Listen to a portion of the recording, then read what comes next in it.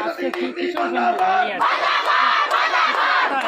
করেছে 16% লড়াই করে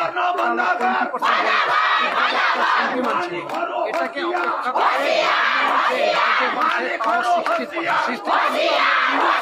যেহেতু একটা ইন্ডাস্ট্রিটা হয়ে গেছে মালিক এবং গভর্নমেন্ট আজকে কালকে আপনার কি প্রোগ্রাম আছে? আজকে আমরা সব ট্রেডিংয়ে একসাথে